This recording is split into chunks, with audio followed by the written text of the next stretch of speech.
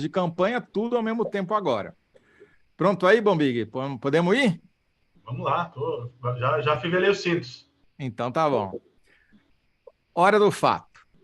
O coordenador da equipe de transição e vice do Lula, o Geraldo Alckmin, avisou ao Congresso que o governo eleito quer aprovar uma emenda à Constituição para elevar o gasto público. Ele não disse valores, mas o relator do orçamento, o senador Marcelo Castro, estima que ele precisa de pelo menos mais 100 bilhões de reais para fazer caber as principais promessas de campanha do Lula no orçamento do ano que vem. Quais sejam essas promessas? Aumento real do salário mínimo já no começo de 2023, isentar de imposto de renda os ganhos até R$ 5.000 por mês, só essas duas coisas já dá pelo menos 40 bilhões de reais, e o Auxílio Brasil de R$ 600 já em janeiro, que custa, segundo o relator, 52 bilhões de reais. Isso só para citar 3 promessas de campanha do Lula, né? Durante a campanha eleitoral, a proposta do Lula era usar o dinheiro do orçamento secreto para pagar essa conta.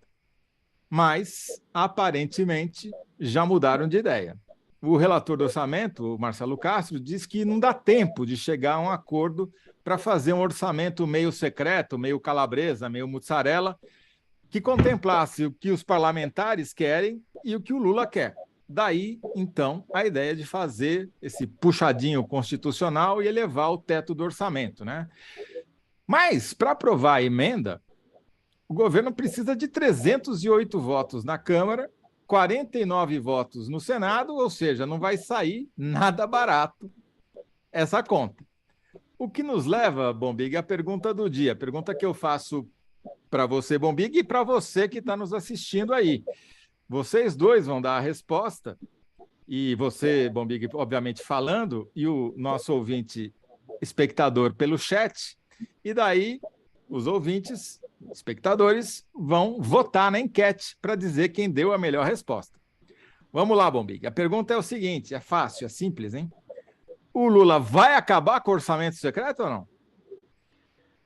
Não vai acabar com orçamento secreto, pelo menos não neste primeiro ano de mandato. Ficou E longa? Ficou longa? não, a resposta está ótima. Já foi direto para a síntese. Agora vamos elaborar a respeito. Por que você acha que não vai conseguir? Porque eu estava vendo Paulo Pimenta, que é o deputado do PT do Rio Grande do Sul, já dizendo que a MP, né, a MP da transição, né, que você estava contando aqui para quem está nos acompanhando, que vai ter que dar uma flexibilizada nesses gastos aí, né, ela já vai deixar o orçamento secreto fora. Não vai nem citar nesse...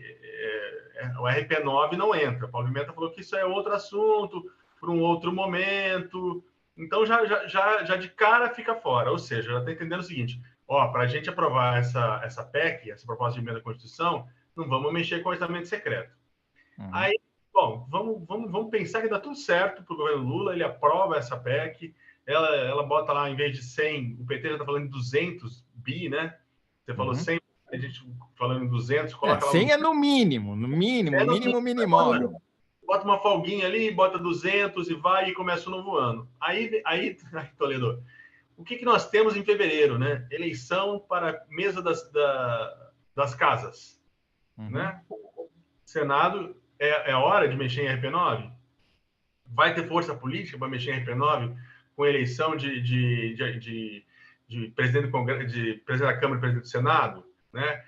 O PT já está fazendo os acenos ao Lira, o Lira fazendo aceno ao PT, já começou um namoro aí. A gente sabe que o Lira, não sei se dá para dizer que ele é o pai do orçamento secreto, mas se ele não for o pai da criança, é padrinho, estava no batizado, ele tem algum parentesco, né? No mínimo é padrasto, né? No mínimo. No mínimo, no mínimo é padrasto.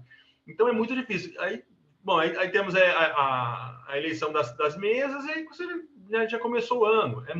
Vai ser e isso tudo com a montagem de governo, né? Com os partidos que estão agora negociando adesão ao Lula, o Lula tentando montar uma coalizão, Uhum. vários deles pendurados no RP9, no orçamento secreto, para não dizer quase todos, né? Não sei, todo mundo foi beneficiado por esse troço, né? Uma farra no Congresso, né? É muito difícil de acabar. Eu acho que nesse primeiro ano, esquece, Uhum. ficarei muito surpreso, voltarei aqui para dizer errei e direi com gosto. Olha, errei, ele acabou. Mas respondendo a pergunta objetivamente, acho que nesse primeiro ano não acaba com o orçamento secreto. Eu concordo com você, Bombig, acho, diante desses 200 bilhões aí que eles querem gastar mais, impossível tirar esse dinheiro do orçamento secreto, porque não ia sobrar nada para os parlamentares. Como você disse, tem que eleger o presidente da Câmara, o presidente do Senado, não vai dar certo essa conta não vai fechar. Agora, o Alex Silva, que está nos assistindo, tem alguém nos assistindo, é incrível. Acaba de fazer uma observação que é pertinente. Ele diz, o Alex, que não vai conseguir acabar com o orçamento secreto, mas pode brigar para ter mais fiscalização e transparência nos gastos. Você acha que, pelo menos secreto, a RP9 ou o orçamento secreto vai deixar de ser? Pois é. Até eu entendo, a decisão do Supremo já era nesse sentido, né? Já é para dar mais transparência. Então, já tem que ser mais transparente. Aliás, foi a saída, né, que a gente ouviu de vários. O Pacheco vem dizendo isso, né? Quando entrevistado. Eu acho que sim. E acho que o Lula pode contar. E há sempre essa alternativa também do Lula de contar com acabar com o orçamento secreto via STF, de alguma maneira, né? Não sei se não tumultua o ambiente parlamentar, porque aí já seria uma interferência, já começaria aquele troço de um poder, uma coisa que no Congresso, toda vez que tiver uma decisão do Executivo, ou principalmente do Judiciário, para normatizar regimento interno do Congresso, os líderes mais antigos ali arrepiam. Eu acho que seria uma grande... Eu acho que o Alex está certo, sim. Acho que seria uma grande saída para o Lula ele dizer, olha, eu não vou acabar, não vamos resolver isso agora, mas nós vamos dar mais transparência, nós vamos mostrar para onde isso vai. Mas, e aí vamos lembrar o bom e velho Odorico Paraguaçu, né? Aí é o para frentemente, né? Se for só o para frentemente, eu acho que resolve. Se for para trásmente, como diria o Odorico, já foi... Porque a grande questão do orçamento é quando abre lá atrás, né? Vamos ver onde esse dinheiro foi. Vamos ver a questão da saúde, o que foi gasto, prestação de conta. Isso não tem quem consiga. Eu acho que isso é impossível. A transparência dessa legislatura já era. Onde esse dinheiro foi gasto, quem recebeu mais, quem recebeu menos, pode esquecer. O para frentemente, eu acho que é possível negociar e seria muito importante se negociar. Seria saudável se negociasse, porque é um absurdo, é uma excrescência a gente ter um dinheiro público em que o cidadão na ponta não consegue saber no que ele é empregado, né? Onde ele vai, se ele comprou uma máquina de raio-x ou se ele reformou a casa do prefeito. Exatamente. Bom, talvez eles usem o Supremo Tribunal Federal como uma mão de gato para resolver parcialmente o problema, né? Não, foi uma decisão do Supremo de dar publicidade a esses gastos, né? Não tem nada a ver com isso. Enfim, pode ser que seja uma solução de meio termo, pelo menos até o final do ano que vem, quando, eventualmente, para o orçamento de 2024, ou na votação da Lei de Diretrizes Orçamentárias no meio do ano, eles já acabem com esse negócio ou criem uma solução de compromisso, né? Agora... Por outro lado, tem o outro lado da moeda. A gente está, obviamente, aqui provocando e brincando com a promessa não atendida de acabar com o orçamento secreto, aparentemente, mas tem as outras promessas que precisam ser cumpridas, né? A principal delas são os R$ 600 de pagamento do Auxílio Brasil, que o Paulo Guedes simplesmente não colocou no orçamento de 2023. Não existe lá. E a folha de pagamento, o Mercadante, o Luiz Mercadante, que faz parte da equipe de transição, estava dizendo ontem que a folha de janeiro já roda em dezembro. Então, ele só tem até o final desse mês para aprovar os R$ 600, senão em janeiro o cara não recebe os R$ 600.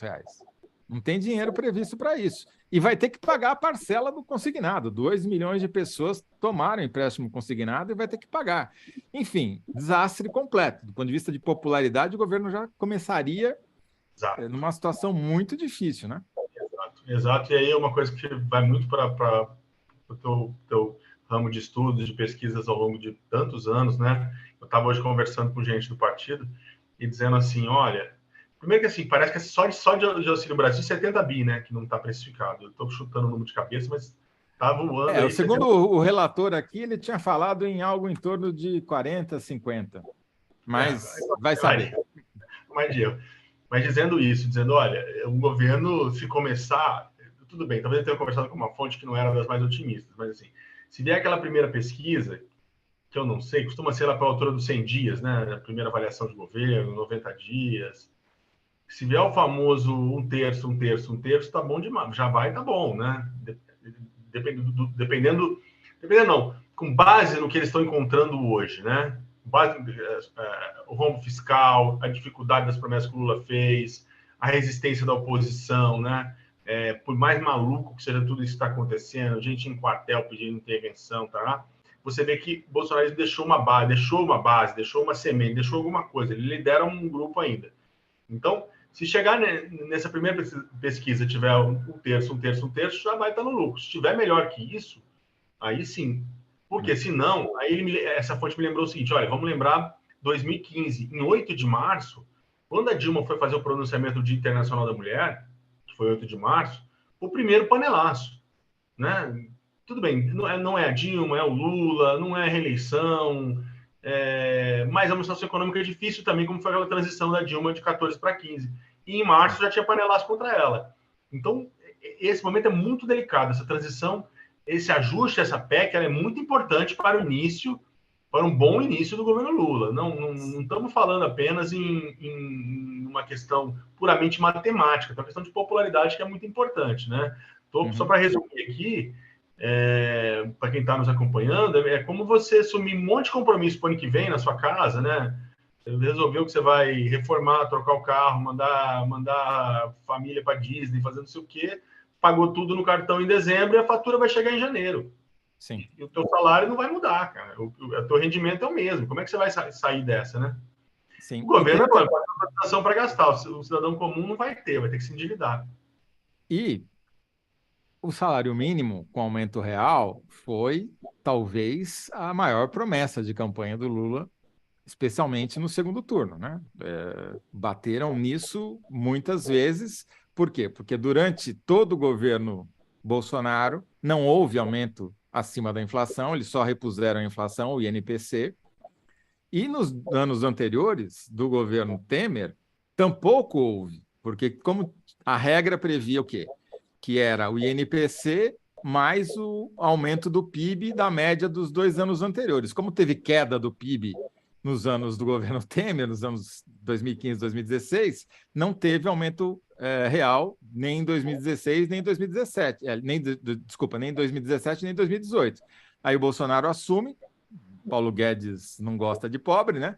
Não deu nenhum tipo de aumento real. Então, faz 5 anos que não tem. E agora, então, o senador Wellington Dias, que é o coordenador da negociação com o Congresso nessa transição, já propôs uma nova regra que eles querem que já seja aprovada para começar a valer talvez já em janeiro, aumentando o salário mínimo com base, repondo o INPC, mais a média do crescimento do PIB nos últimos 5 anos, que é justamente o período em que não teve rendimento. Mas tem uma malandragem aí. Por quê? Porque justamente são os anos do governo Temer mais os anos do governo Bolsonaro. Então o PT vai dizer, olha, não tem nada a ver com isso, os caras não tiveram competência para crescer o PIB, então vai aumentar pouco. Então o aumento seria de 1,4%, mais ou menos, acima da inflação, né? Está previsto. Hoje o salário mínimo, vocês me corrijam se eu estiver errado, mas eu acho que é R$ 1.212. O que o Bolsonaro previu, que está no orçamento, é 1.302. Por essa conta, essa nova metodologia, chegaria nos 1.308. É muito pouco, muito pouquinho mesmo acima. Mas é mais... né? Exatamente. Só que o custo disso é muito alto. Enfim, então é aquilo que você estava falando, né, Bombig? Vai ser o custo de manutenção de um patamar mínimo de popularidade do governo. É isso que vai custar essa emenda constitucional. E tudo isso, lembrando que não acontece no vácuo, né? A equipe de transição ela vai reunir, vão ter os números, os técnicos, coisa linda. Mas isso não acontece no vácuo, isso acontece no ambiente de negociação, de formação de um governo de coalizão, de negociação no Congresso para aprovação dessa PEC, com a legislatura atual, não foi eleita ainda. Então, não é uma experiência de laboratório, né? Tem que ser feita no mundo real da política brasileira, e a gente sabe como é que funcionam as coisas por aqui. Bom, a produção escolheu uma resposta. A resposta do Bombig, repete aí, Bombig, qual é o teu enunciado? Qual é a tua síntese para a pergunta: Lula vai acabar com o orçamento secreto ou não? Lula não acabará com o orçamento secreto no primeiro ano de mandato. Beleza. A produção vai checar se coube em 75 caracteres, que é o limite, né? Troca o mandato para o governo, que é menor. Técnica painel.